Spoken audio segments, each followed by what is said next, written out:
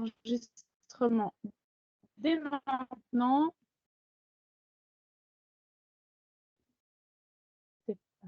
C'est parti. Je Mais pense que tu écoutez, devrais couper ta ravie, caméra. et Ouais. merci à tous d'être Je te disais, Vanessa, coupe ta caméra parce qu'on t'entend pas bien, ton débit est pas assez fort. connectés ce midi On t'entend pas. sur ce temps de déjeuner.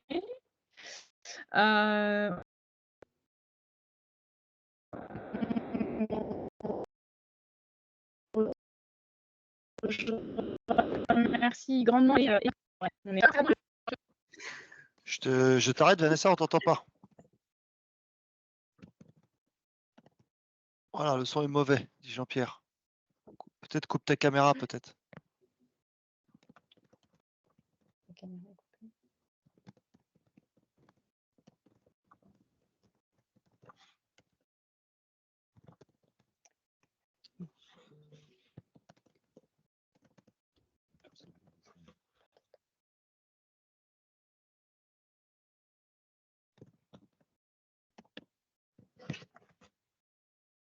C'est le message Teams que j'ai. C'est bon, Vanessa?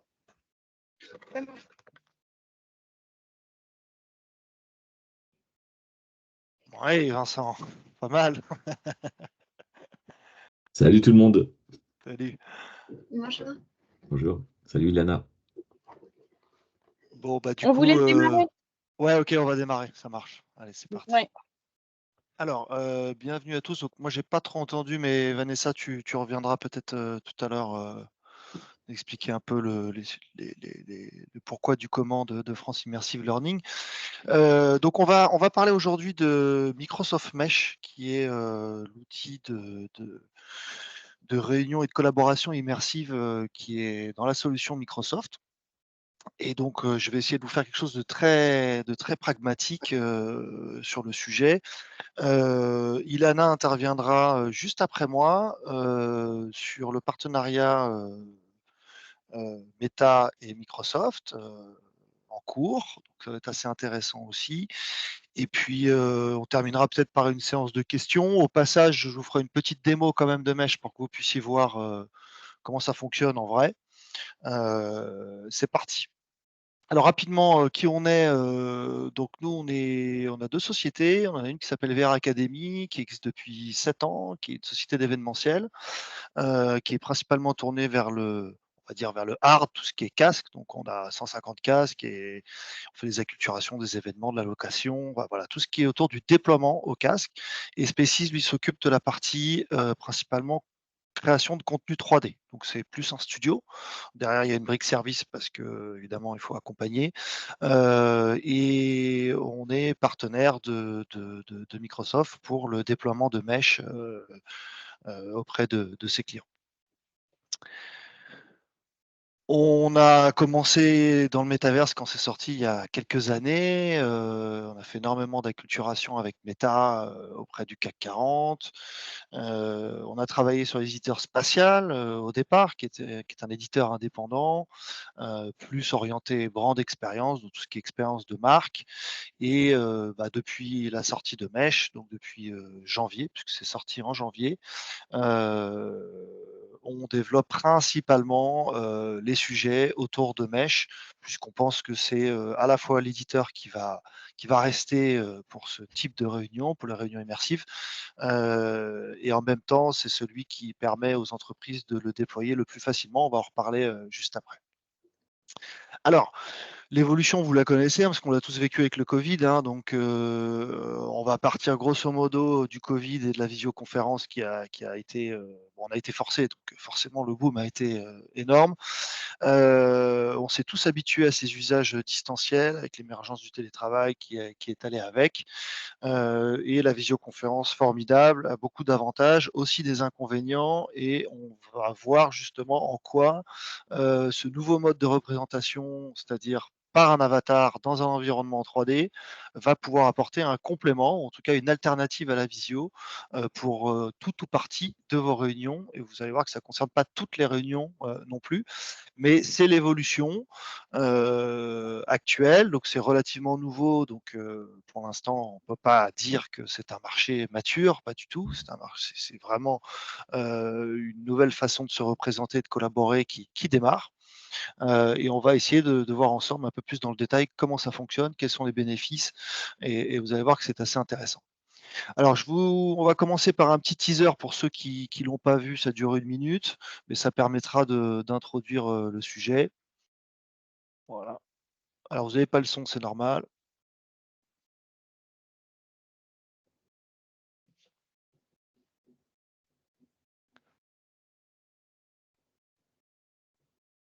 Donc, la particularité, c'est qu'évidemment, vous n'êtes plus représenté par la vidéo, mais par votre avatar.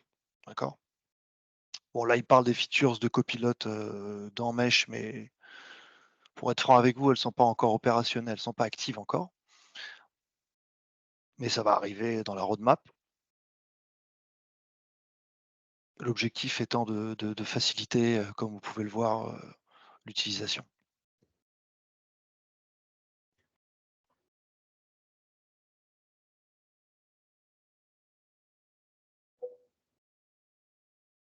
Donc on se retrouve dans un environnement 3D dans lequel on peut marcher, se déplacer, interagir avec l'environnement et évidemment collaborer et parler avec, les gens qui sont autour de soi. Donc c'est multijoueur.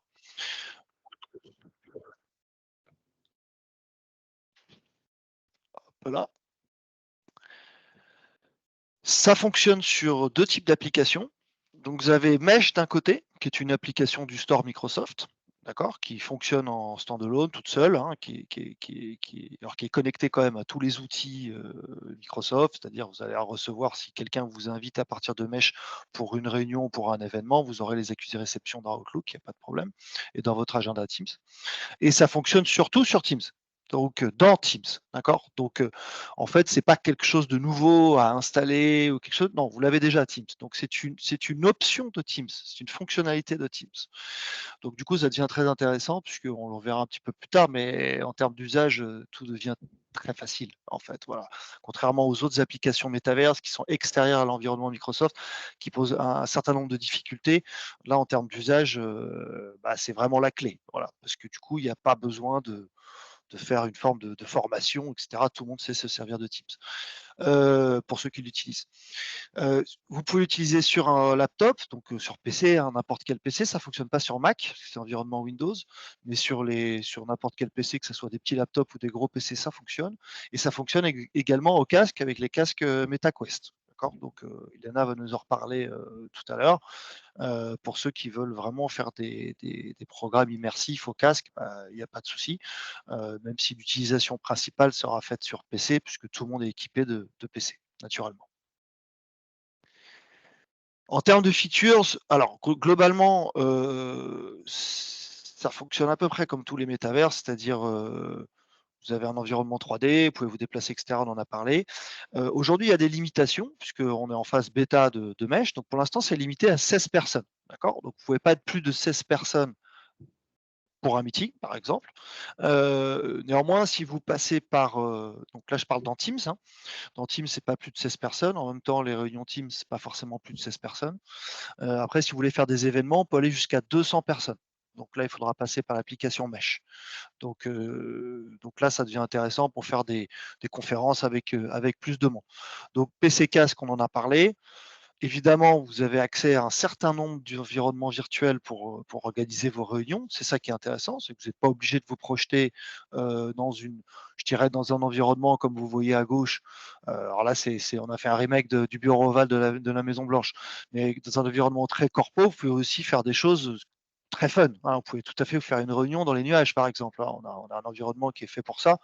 Et c'est bien l'intérêt de ces technos, c'est de ramener un peu d'enthousiasme et pas forcément de faire du corpo et de ramener de l'enthousiasme dans les réunions. Vous avez toutes les fonctionnalités classiques, hein, c'est-à-dire de partage d'écran pour faire vos réunions. Vous pouvez insérer vous-même des vidéos, insérer des visuels. Tout ça, c'est quelque chose que vous-même vous pouvez faire à l'intérieur.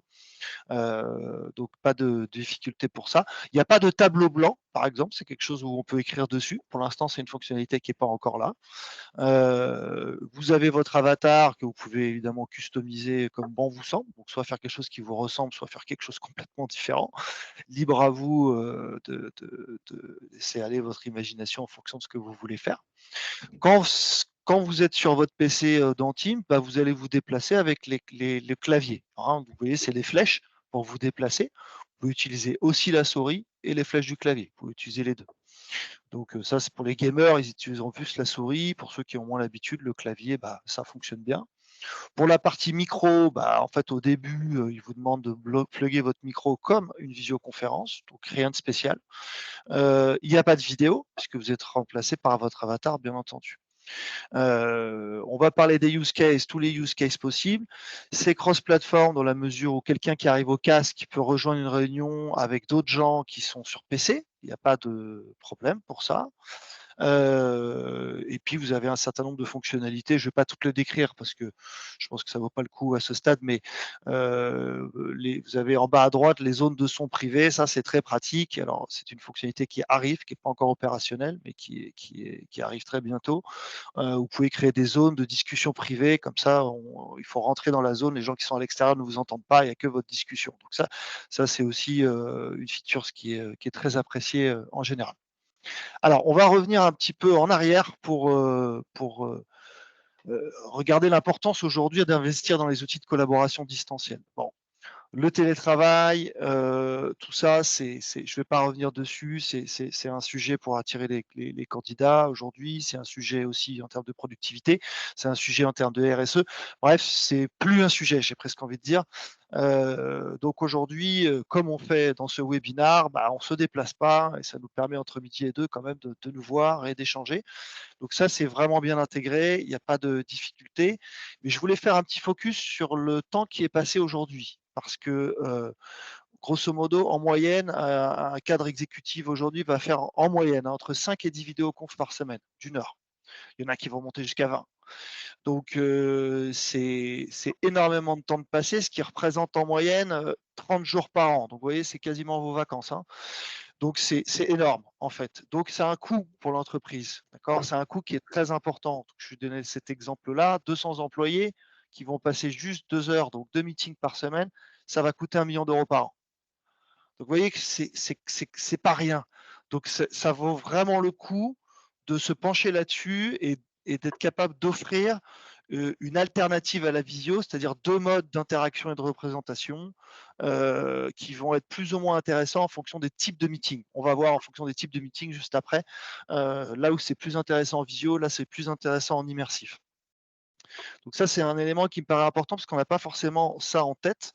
Mais en fait, évidemment, on passe de plus en plus de temps et c'est un coût de plus en plus important pour l'entreprise. Donc il faut que ces réunions soient effectives et il faut qu'elles créent de l'engagement, il faut qu'elles soient productives. Et vous allez voir que c'est pas si simple. Donc je vous ai donné, j'ai trouvé ces sources là sur plusieurs études qui ont été faites par Wissambly, l'IFLOP et OpinionWay. Alors là, évidemment, je vais parler que des inconvénients de la visio, mais la visio a des avantages, bien entendu. Hein. Mais ce qu'on reproche aujourd'hui, et c'est là où les réunions virtuelles vont venir pouvoir présenter une véritable alternative qui va compenser ces problématiques, c'est que souvent la caméra, c'est trop intrusif. Alors ça, c'est vraiment la problématique qui est remontée le plus. Bon, pour des raisons évidentes, hein, on n'est pas toujours parfaitement opérationnel à tout point de vue, en tout cas sur le plan physique. Donc souvent, les gens mettent pas la visio, du coup ça fait des réunions dans le noir, et les réunions dans le noir, bon, c'est pas très efficace quand même, quoi. Faut quand même le reconnaître. Et ça crée un problème un peu d'engagement, et bon, voilà. Donc ce qui se passe, et ça c'est pareil, ça vient des statistiques de ces mêmes études, c'est qu'en gros, après 52 minutes, on n'est plus concentré. Donc déjà, il y a un sujet à la fois de temps de réunion, qui est valable, je pense, pour toutes les réunions, mais aussi vis-à-vis de ces outils de réunion distancielle. Voilà.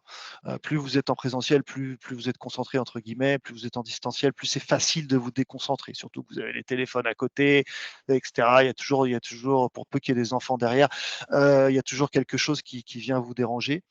Donc, ce qui fait que, vous voyez, 44% des employés font autre chose pendant leur réunion visio.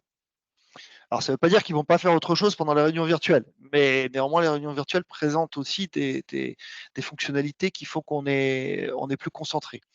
Alors, il y a ces statistiques qui disent que 60% des femmes ont du mal à s'exprimer par rapport aux hommes.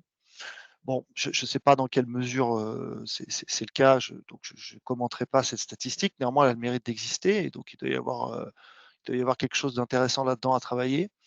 Et la plus marrante, c'est qu'il y a même un manager sur 3 qui admet s'endormir. Alors quand je dis s'endormir, ils ne vont pas s'écrouler sur leur bureau, mais en tout cas, commencer à faire un peu la sieste. Donc la visio, c'est super, mais il y a aussi des inconvénients, et c'est là où les réunions virtuelles vont pouvoir apporter quelque chose de nouveau et aussi de complémentaire.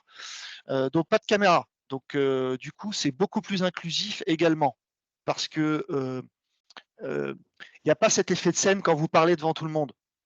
Donc c'est plus facile pour les timides aussi de parler. Bon, ça prend mieux en compte les aspects physiques, puisque du coup on est représenté par un avatar, donc c'est plus inclusif de ce point de vue-là. Donc il y a une certaine liberté. En même temps, on est quand même présent, et ce qu'on appelle le sentiment de présence, c'est-à-dire que la visio nous connecte, mais en même temps on voit bien qu'on n'est tous pas au même endroit. Alors que là, vous allez vous réunir dans une salle immersive, vous êtes tous au même endroit, assis à une chaise. Donc on va reproduire des façons de faire dans la réalité. C'est-à-dire chacun va choisir sa chaise, va s'asseoir, on est tous autour de la table, et ce sentiment de présence, il est difficile de le comprendre tant qu'on n'a pas essayé. Enfin, je vous en parle quand même parce que c'est vraiment le vrai sujet qui fait qu'on a ce sentiment d'être ensemble, et du coup, c'est beaucoup plus intéressant pour une réunion, évidemment. Le fait que vous soyez dans des environnements 3D, bah, ça ramène un peu d'enthousiasme aussi versus la visio, c'est un peu toujours la même chose. Là, vous pouvez changer, vous pouvez faire une réunion sur un brise-glace, comme aller dans les nuages, comme le faire au 3e étage de la Tour Eiffel, ou sur un rooftop à New York. Donc, on peut imaginer, grâce à la 3D, des environnements qui vont faire que la réunion va être un peu plus sympathique et va vous ouvrir à de nouveaux horizons. Ces sujets d'immersion sont très proches du jeu vidéo, donc on reprend les codes de la gamification, et ça aussi, ça aide pour la concentration, puisque du coup, bah, si on va aller au tableau, bah, on va se déplacer, on va aller au tableau devant tout le monde, par exemple. Voilà, donc je vais vous parler après de tout ce qui est un peu programme de formation avec vraiment des parcours gamifiés. Mais cette gamification, on le sait, ça fonctionne. C'est quelque chose qui ramène beaucoup de concentration et d'engagement. Alors, je vais vous montrer comment on passe d'une réunion visio à une réunion immersive dans Teams. Vous allez voir à quel point c'est d'une simplicité, et ça, il faut vraiment féliciter Microsoft parce qu'ils ont vraiment fait quelque chose qui est, oh, c'est super quoi en fait, parce que du coup, vous avez besoin quasiment d'aucune formation.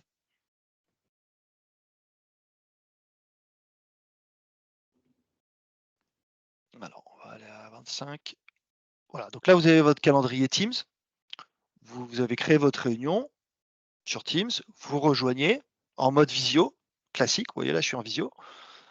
Donc là, j'ai rejoint la réunion Teams. Je suis en visio, alors je suis tout seul là pour la réunion, c'est normal. Je clique sur affichage, je fais espace immersif, et ça lance immédiatement Mesh dans Teams.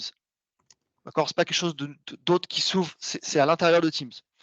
Donc vous voyez, finalement, pour la façon de faire, c'est très simple, finalement, parce qu'on continue à faire comme on a l'habitude de faire, et en même temps, on a cette possibilité de changer de mode de représentation. Donc là, j'ai les micros, les haut-parleurs, comme d'habitude, et je me retrouve directement à l'intérieur.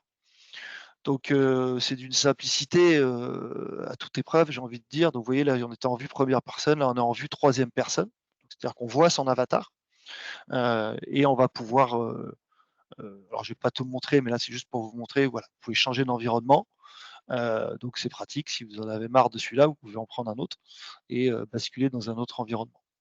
Donc finalement, le sujet fonctionne comme d'habitude. Vous programmez votre réunion, et ensuite vous pouvez bouger d'environnement comme vous voulez. Alors, les bénéfices sont donc nombreux parce que du coup, comme c'est dans Microsoft, quelque part, il n'y a rien à installer, il y a juste à activer des options, d'accord, puisque c'est une option de Teams.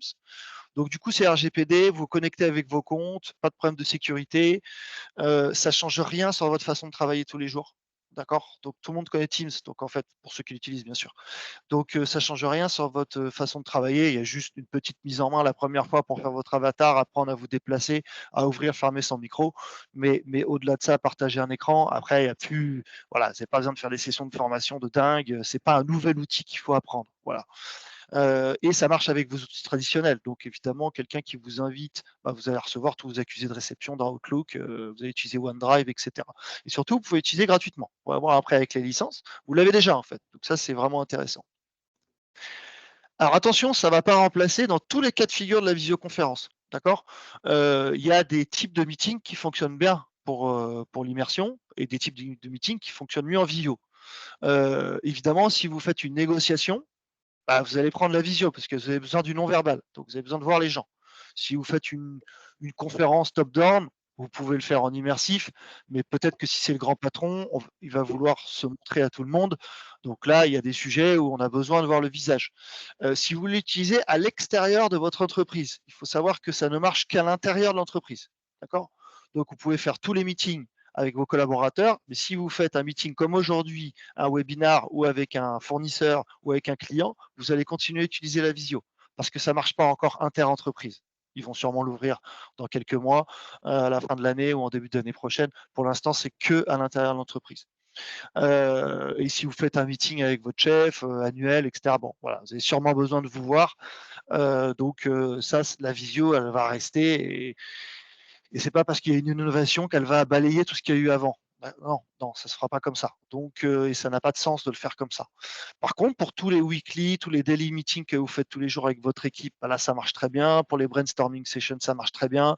Pour tout ce qui est un peu meeting informel, parce que vous pouvez vous réunir sur un. Par exemple, on a un campus qui s'appelle le Tropical Island, tout simplement pour échanger dans un environnement un peu sympathique. Ça marche très bien pour tout ce qui est formation, évidemment. Vous pouvez faire tous vos masterclass, donc ça c'est parfait. Et également pour de l'onboarding, s'il y a des choses à faire. Donc voilà, il y a d'autres types de meetings, je ne les ai pas tous listés, mais c'était juste pour vous faire ce petit, cette petite différence, si vous voulez, parce que c'est toujours pareil, on me demande, mais c'est pourquoi? Voilà, typiquement, là, sur les meetings, vous avez 2 possibilités, 2 alternatives qui correspondent à des use cases différents. Et donc, si vous avez Teams, vous avez les 2. Donc, vous pouvez utiliser les 2. Sur les use cases, évidemment, du coup, on va avoir des environnements 3D qui vont correspondre aux use cases. Donc, c'est ça qui est intéressant. Donc, si vous faites une conférence, vous allez être plutôt dans un auditorium, par exemple. Si vous faites quelque chose de plus informel, là, ce que vous voyez, Team Break, c'est le Cloud Bar, c'est un bar dans le ciel avec un coucher de soleil, donc dans un environnement un peu sympathique.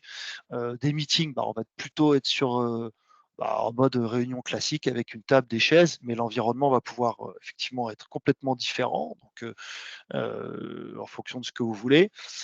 Si vous faites aussi des présentations produits, donc ça peut tout à fait être des showrooms aussi. Donc là, autant utiliser un environnement type showroom. Donc là c'est une présentation d'un showroom, d'une galerie, mais ça peut être un showroom produit. Le training, ça peut être des classes ou, comme vous voyez ici, ou carrément un building avec un training center avec plein de classes. Donc, pourquoi pas? Ça dépend comment vous réfléchissez à comment vous voulez faire les choses.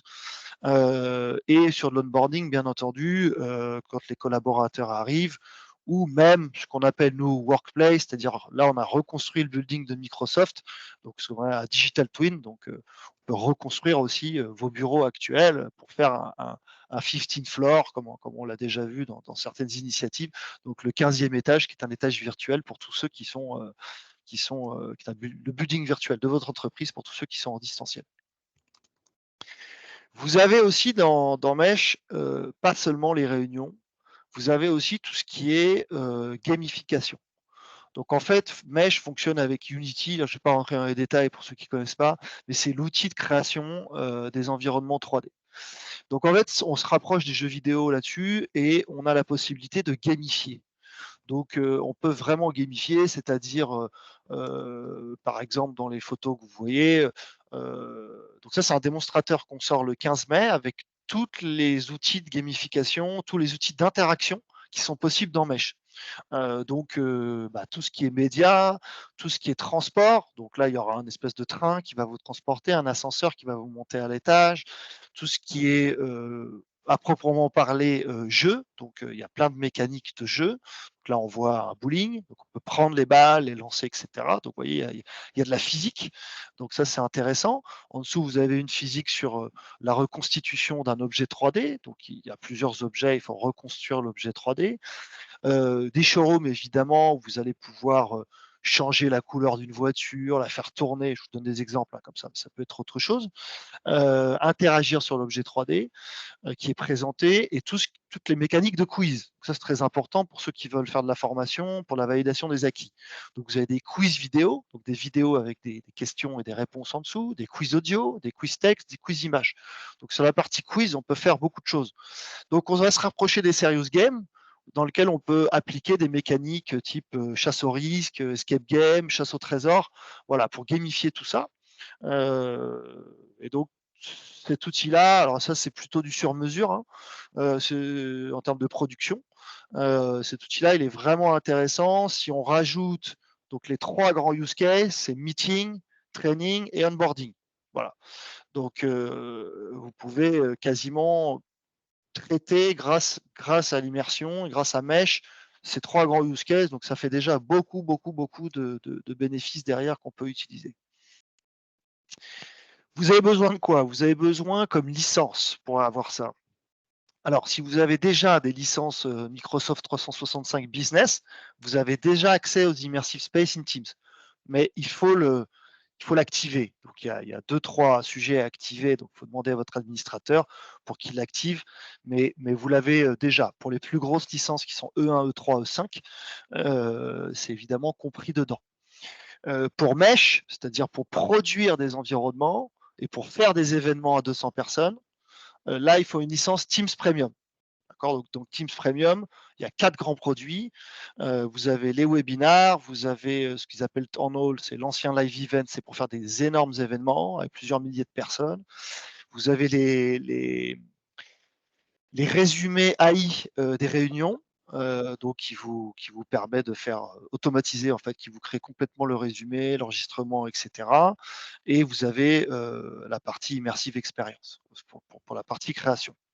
Donc déjà, ça veut dire que vous pouvez l'essayer, vous l'avez déjà. Donc, je vous invite à le tester. Donc ça, c'est déjà intéressant puisque c'est encore une fois, vous l'avez, donc vous pouvez basculer assez vite dessus.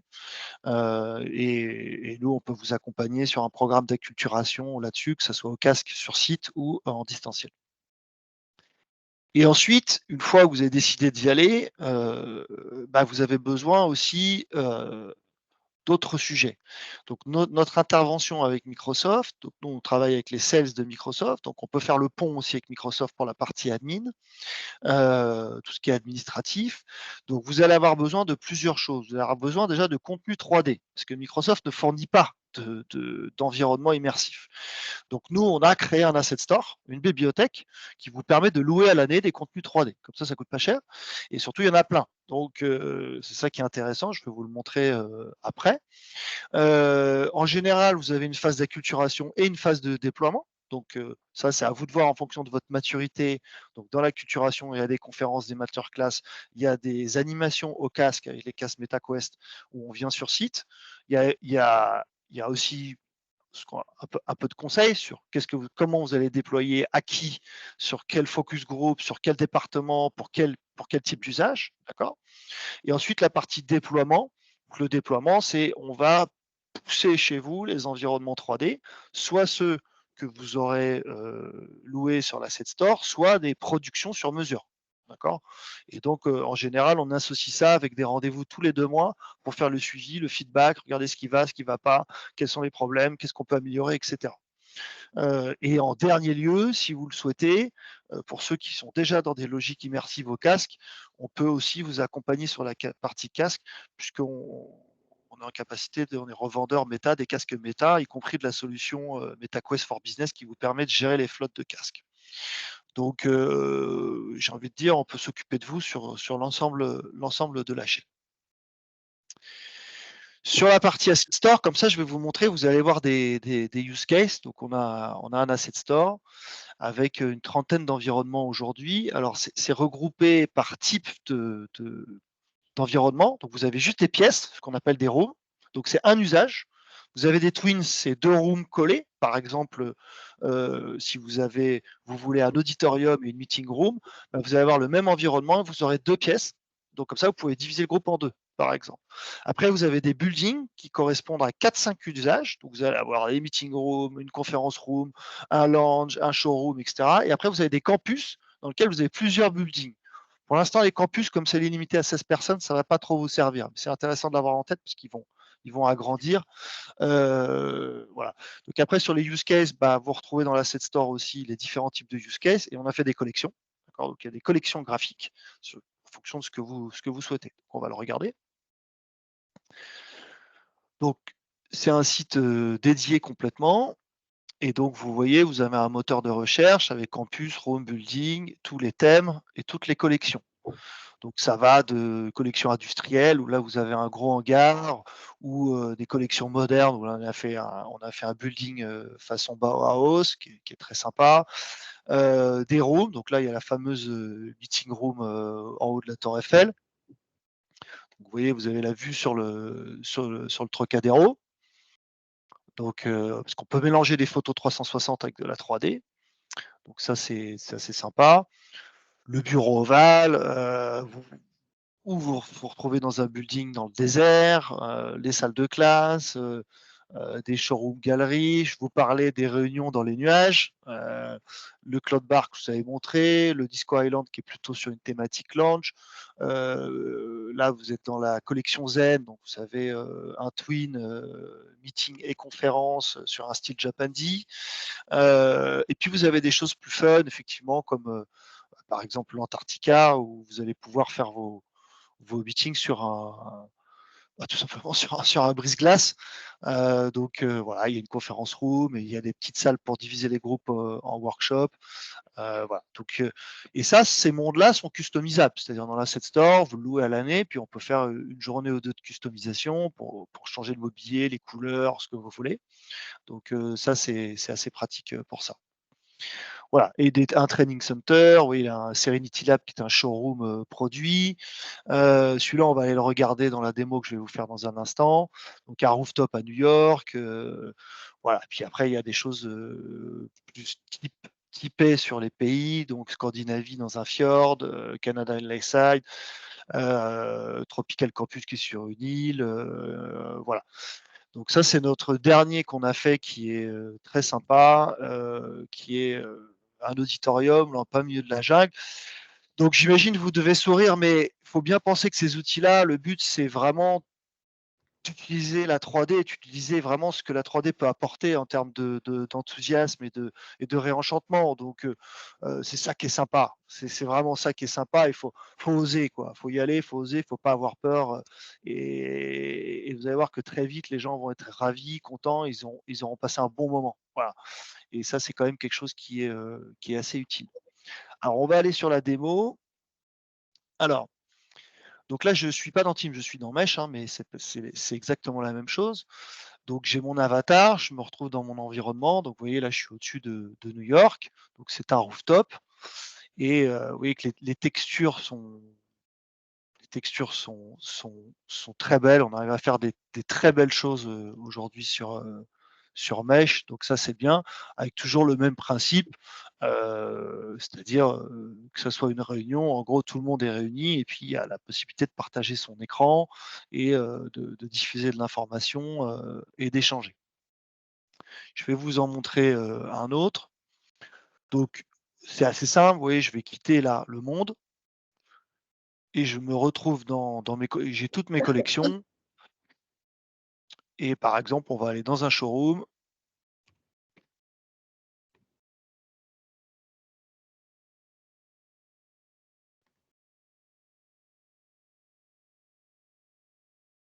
Ah, la durée de chargement dépend de votre connexion internet et de votre puissance de votre ordinateur. D'accord? Donc nous, on fait tout pour optimiser les montres pour qu'ils soient le plus léger possible. Voilà, là, on est sur un showroom, donc voilà, c'est juste pour que vous ayez une, une idée de ce que ça représente. Donc troisième personne.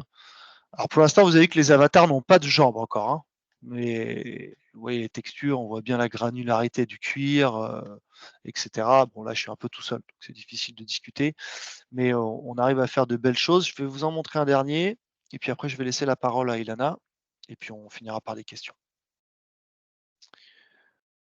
Hop, je vais vous en montrer un plus fun pour changer.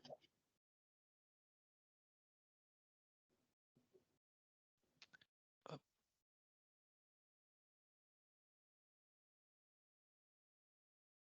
Alors, on va aller sur l'Antarctica.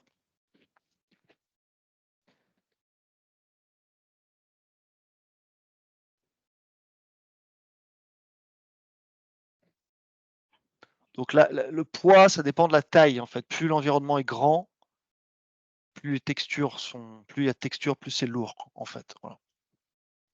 Donc là, comme je vous disais, vous voyez, ça c'est les écrans de partage.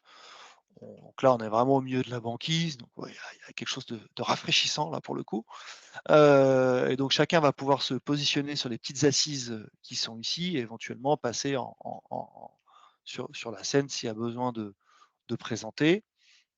Et puis à l'arrière du bateau, vous avez des quatre petites environnements de travail si vous devez faire des groupes.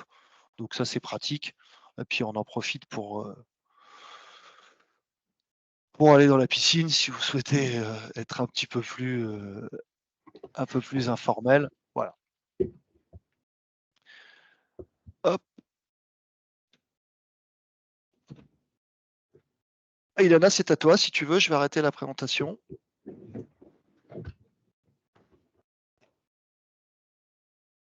Ouais, je partage mon écran. Ouais, Ça vas-y. marche?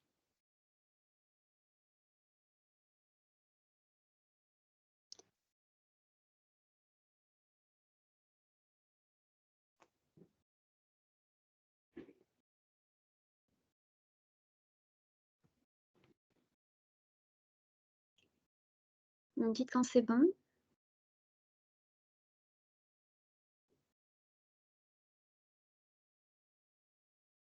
C'est bon? C'est bon, on voit ton écran. Ok. Je mets juste un-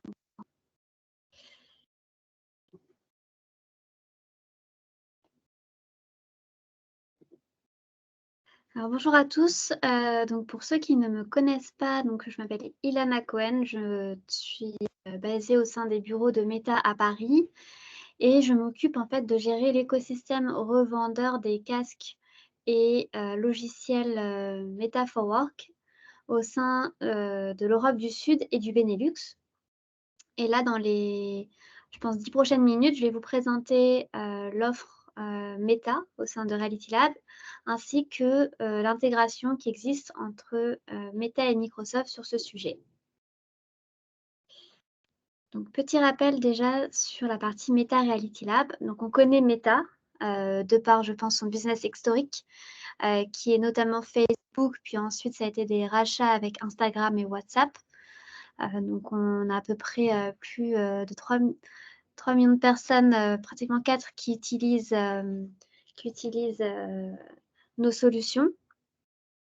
Ensuite, il y a d'autres offres que peut-être vous connaissez moins, mais qui font partie donc, de l'offre, on va dire, entreprise. Donc, il y a Workplace, qui est un logiciel qui permet de travailler en interne, une sorte de réseau social d'entreprise. Et il y a également toute la partie Generative AI avec Yama, qui est notre langage. On a sorti cette semaine Yama 3. Et la partie anciennement appelée Oculus, rebrandée MetaQuest, donc avec les casques. Et pour l'instant, il y a les Smart Glasses, mais uniquement pour le consommateur. On espère que ça arrivera également sur la partie entreprise, mais pour l'instant, c'est vraiment consommateur. Voilà. Donc, pour commencer, donc, ce que je voulais vous montrer, c'est ce sur quoi on travaille, ce sur quoi nos équipes R&D travaillent. C'est notamment de faire en sorte que les avatars que vous connaissez aujourd'hui, que vous utilisez, soit le plus proche représentatif de ce à quoi on ressemble.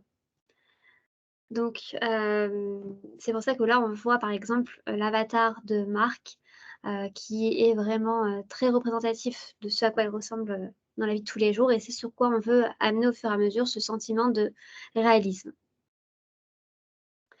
Donc, au niveau des améliorations donc, avec nos casques et de la réalité mixte, donc on a un de nos casques qui s'appelle Quest 2 dans lequel on voit en noir et blanc pour ce qui est la partie monde réel.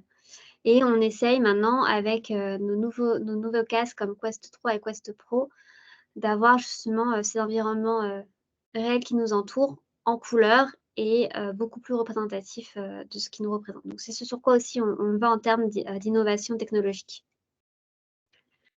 Donc moi, je vais vous parler essentiellement de la partie entreprise. Donc on a à peu près 4 grands cas d'usage. Donc il y a la partie formation et training, la partie créativité, design, quand on doit créer des prototypes, la partie collaboration et meeting, et la partie le fait de construire des communautés. Donc aujourd'hui, on va essentiellement se focaliser sur les deux derniers verticales, sachant que les deux premiers sont déjà assez matures sur le marché de la réalité virtuelle. Et ce sur quoi on essaye un petit peu de démocratiser, c'est tout ce qui va être la partie meeting, brainstorming, création de communiqués, faire des plans, etc. en leverageant la réalité virtuelle. Donc voilà sur quoi on va s'attarder aujourd'hui. Je passe les détails, c'est assez basique et c'est ce dont a parlé justement Alexis à l'instant. Donc rappel un petit peu de la proposition de valeur côté méta. Donc il y a les cas d'usage que je viens de vous expliquer. Ensuite, il y a la partie écosystème. Donc nous, on travaille avec tout un écosystème de partenaires éditeurs qui créent des contenus. On a une seule offre propre qui s'appelle Horizon Workrooms, mais qui est encore en bêta et que vous pouvez aussi utiliser, qui est pour faire essentiellement des meetings en réalité virtuelle. L'idée, c'est vraiment voilà, de se reposer vraiment sur un écosystème pour proposer un tas de cas d'usage. Ensuite, sur la partie device, on a 3 devices. La partie donc Quest 2, qui est vraiment l'entrée de gamme du marché pour ceux qui cherchent un bon rapport qualité-prix. Ensuite, on a le Quest Pro qui a été introduit il y a maintenant 1 an et demi, où là, c'est un peu plus haut de gamme, qui coûte à peu près 1 000 € et il a introduit la réalité mixte avec le passe-coup en couleur. C'est essentiellement utilisé pour des personnes qui cherchent un confort au niveau du casque et qui doivent le porter peut-être un certain nombre d'heures. Et ensuite, on a le MetaQuest 3 qui est sorti en octobre dernier, qui est un petit peu entre les deux, situé un petit peu entre le Quest 2 et le Quest Pro, à 500 € et qui a également les technologies du Quest Pro, à savoir un passe-coup en couleur. La grosse différence entre Quest Pro et Quest 3, c'est que le Quest Pro permet d'avoir le tracking du visage, des expressions du visage et des yeux, ce qui n'est pas le cas du Quest 3. Voilà, au niveau du design, le Quest 3 va plus se rapprocher du Quest 2 et au niveau du software et des composants du Quest Pro. Et enfin, dernière couche, c'est la couche numéro 4, c'est la couche software logiciel qui va permettre de manager justement les applications qui vont être installées sur les casques, les identités, les mises à jour, etc., la sécurité. Alors, un cas d'usage que je voulais vous présenter, c'est celui d'Accenture, qui utilise notamment peut-être tu peux en parler mieux que moi, Vincent, qui ont utilisé les casques Meta, à peu près 65 000 casques pour faire l'onboarding de leurs employés. Ils ont en fait reproduit un de leurs showrooms qui s'appelle le Hands Floor, dans lequel ça permet en fait aux nouveaux employés d'avoir une overview de leur société, dans lequel ils vont avoir une vue de ce à quoi ressemble leur showroom, des offres qui sont présentées, de pouvoir interagir. Il y a des salles un petit peu de jeu avec un jeu de fléchettes, etc. Il y a un all hands avec la CEO de Accenture qui présente un petit peu la société, etc. Donc, quelle est l'intégration? Quelle est un petit peu l'histoire Microsoft Meta? Donc, en effet, on est partenaire de Microsoft sur un certain nombre de sujets et notamment sur le sujet de réalité virtuelle. On a à peu près 5 intégrations en fait qui coexistent. Donc, la première, c'est Microsoft Mesh avec Teams. Donc, ça marche bien évidemment avec les devices Quest. La deuxième intégration, c'est Microsoft Mesh pour Teams et Workrooms. Donc, c'est le fait de pouvoir rejoindre un meeting team à partir d'une Workroom Meta. Le troisième cas, c'est tout ce qui est la suite bureautique Microsoft 365. Les logiciels sont compatibles en 2D et du coup en 3D maintenant avec les casques Quest. Au niveau du logiciel Windows, pareil, on peut streamer Windows Experience à travers un Quest Pro et un Quest 2. Et enfin, avec Microsoft Intune et Azure, on a une intégration avec la couche logicielle Quest for Business, donc qui est notre solution de Mobile Device Management. On est intégré avec la solution SSO de Microsoft. Donc voilà en résumé donc, sur ces 5 intégrations un petit peu à quoi ça correspond. Donc, comment ça s'interagit. Donc la partie avec Mesh que vous avez déjà présenté Alexis. La partie suite bureautique, donc le fait d'avoir un petit peu sa suite bureautique à travers un casque de réalité virtuelle. Donc comment est-ce qu'on peut travailler dans un environnement 3D. La partie account management dont j'ai parlé avec Microsoft Intune qui est intégré avec notre couche logicielle. Et Windows 365, donc ça c'est encore en cours, mais ça va arriver prochainement. Voilà, c'est tout pour la partie Microsoft Meta. J'espère que c'est plus clair pour vous et il nous reste à peu près 10 minutes pour les questions. Peut-être chacun peut les poser à l'oral, hein, ce sera peut-être plus sympathique. Il y avait déjà une question qui avait été posée dans le chat. Que pensez-vous du fait que les invités 3D interagissent avec les invités 2D? Alors, on le voit dans la vidéo qu'il y a des gens en visio dans la 3D. Moi, je ne l'ai pas vu encore. Donc, pour l'instant, je ne peux pas vous répondre à cette question-là parce que pour l'instant, quand on bascule d'une visio, tout le monde bascule en 3D. Donc, je ne saurais vous dire. Je dirais que c'est juste plus confortable pour ceux qui ne veulent pas. Bon, ça arrive, hein, c'est des cas d'usage qu'on a souvent. L'équipe est déjà full avatar et puis le chef, il n'a pas encore été dans le truc et lui, il veut pas s'embêter à faire ça, donc il veut arriver en visio. Donc c'est juste une histoire de confort sur cette partie-là. Donc voilà, bon, vous pouvez participer à la réunion, mais vous pouvez pas vous déplacer, vous pouvez pas, voilà, vous pouvez pas faire tous les sujets toutes les features que Mesh vous propose. Donc c'est tout ce que je peux vous dire pour cette question-là, à ce stade.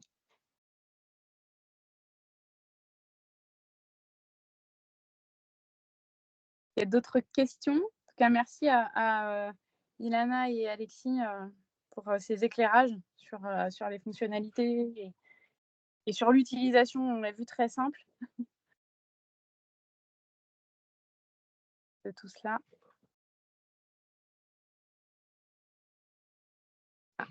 OK. Voilà. Est-ce que moi j'ai une question pour vous. Est-ce qu'il y en a dans l'auditoire qui souhaiteraient tester Mesh?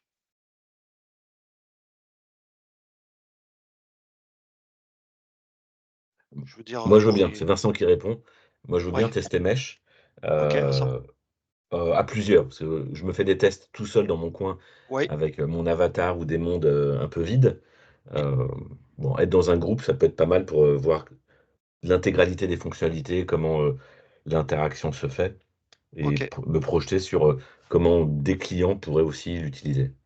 Eh ben, on s'organisera une On réunion et s'organisera un truc, je ouais. te passerai mes identifiants pour qu'on Ouais. soit plusieurs, parce que comme ça marche pas inter-entreprise, il faut que ce soit la même entreprise et tu te connecteras avec nos identifiants et on pourra tester ça. Est-ce qu'il y a d'autres Valérie. gens qui veulent y aller? Venez, soyez à Oui, plusieurs.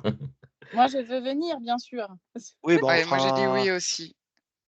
D'accord, et ben, on fera un tir commun à tout le monde et je vous proposerai ça à la mi-mai, parce que Malheureusement, je pars en congé, donc ça, c'est pas du virtuel, c'est du réel. Ou heureusement. Donc pour la mi-mai, on va s'organiser ça avec, les personnes d'ici qui veulent tester ça. Ce sera sympa. Ce qu'on va faire, si tu veux, Alexis, pour qu'on perde personne parmi les personnes intéressées, à la suite là, de ce webinaire, on va vous envoyer un petit questionnaire pour savoir si vous voulez tester. Et peut-être qu'Alexis, tu pourras nous communiquer 2-3 dates. Ouais, Comme ça, on très bien. retient une date et puis Ouais. on enclenche ça mi-mai. Ouais. Et faisons comme ça. Super. Un grand merci à vous, Ilana et Alexis, et puis à tous les participants et participantes. Et navré pour les petits désagréments de notre côté en termes de réseau. Mais voilà, les joies du direct. Et on vous envoie un petit mail rapidement pour que vous puissiez vous inscrire pour un test. Je vous remercie également tous. À très Merci bientôt. beaucoup. À bientôt.